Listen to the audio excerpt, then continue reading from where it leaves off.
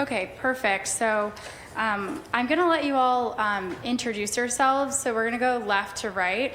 But again, I think I told everyone a minute and a half, but try to go as quickly as possible because I know we're running a little bit behind today. So, but just want to thank you for your leadership and just introduce yourself and where you're coming from and what you're bringing to the panel. Thank you. Go ahead. Left to right? Or Yeah, you got it. How you doing? My name is Melvin Vieira, Jr. I'm the past president of the Greater Boston Association of Realtors. I've also been selling real estate for over 38 years in the city of Boston. I've watched Boston go from one level to the next, and I've watched how these three-family homes have become where they were generational homes to now where they've been broken apart and turned to condos because of lack of real estate. Also, I've taught urban land planning, and I'm also part of ULI as well. And there's many other things I can talk about, but I'd rather pass it down to my other esteemed colleagues so they can go ahead and say who they are as well. Thank you, Madam Chair.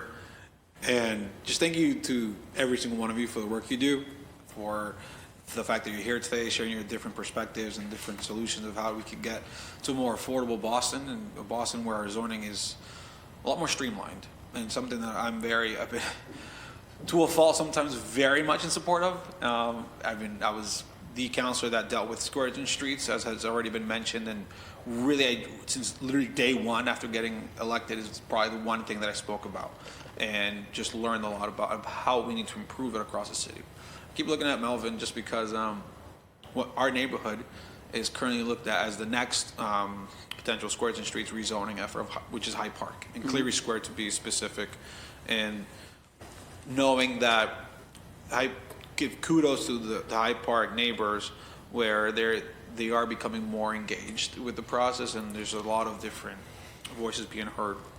And I wanted to ask you from the realtor perspective of when you look at other municipalities and cities across the country and the numbers in terms of prices for either rent or home ownership, how do they compare to Boston, especially those that have already updated their zoning to be more inclusive? Thank you very much for that question. We are the highest price as far as single-family median price. We also one of the highest rental prices as well, and that's all due to the fact of lack of housing. It's called a supply and demand issue. And if we can fix that one thing as we're trying to do today and have that conversation, I do believe we can drive the prices down. What people don't understand is also we have a situation where we've had the silent generation.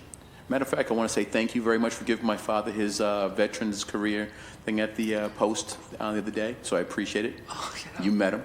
But anyways, I also want to say, because he's 91 years old, he's part of the silent generation. He's still living in a single-family house by himself, which we do have services there helping him. But the point is this: we have not built for them to move. We have not figured out how to keep them inside their community. The problem is this, is that we're constantly trying to build not for them, we're trying to build for everybody else. If we build for that silent generation and the baby boomers, because they're about to go ahead and exit out as well, then in turn, the millennial generation, Generation Z, okay, and also it's another alphabet now, Alpha, yep, Alpha and it's A, they're coming along as well. And the point is then we'll go ahead and make room for them. So if we had thought about this, because technology is keeping the older generation alive, and we're not helping them. So if we help them, we can then help out some of our housing supply. Now, that's not the only thing, and I'm going to leave one other piece to it. The other thing is, we have a trade school here in Boston called Madison Park. We can control a few things, but if we can't control the actual cost of material, but we can control how long it takes for anything to go through the permitting process and speed that up, and also get our young men and women in the trades. We can control two things: labor cost and getting through the permitting, and we can lower the cost on top of it. So you ask, how do we make it happen? We got to think about, it's a multi-tier prong approach. It's not one approach. And we have to figure out how to solve it all together. And no, are we going to get it right the first time? No, we're not. But we can use other parts of the country and use them as examples and see how they're building and doing their ADUs and doing their things and how they're lowering the prices of homes at that.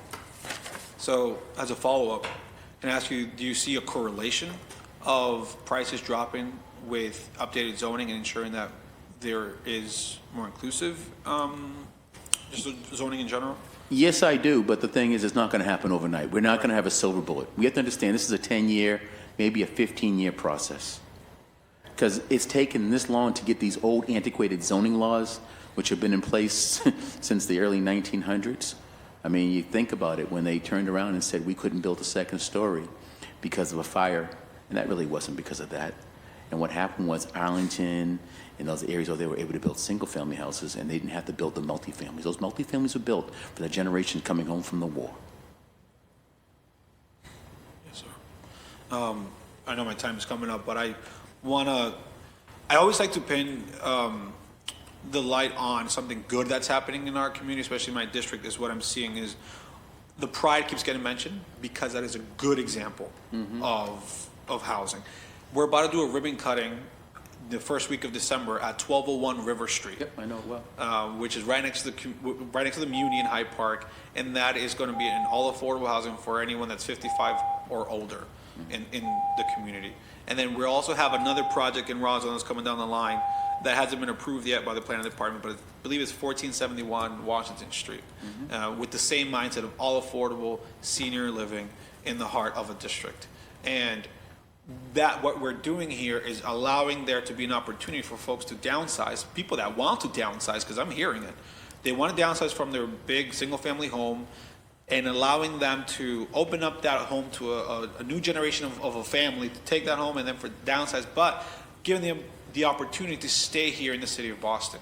So that's the pipeline that I see happening in the city of Boston that I want to see more examples of, and that's why this is so important. I mean, every single part of our conversation is important. So just thankful. I don't know, I keep looking at you just because I feel like you're from Hyde Park, so you get what I'm saying. But thank you, everyone, so much for being here.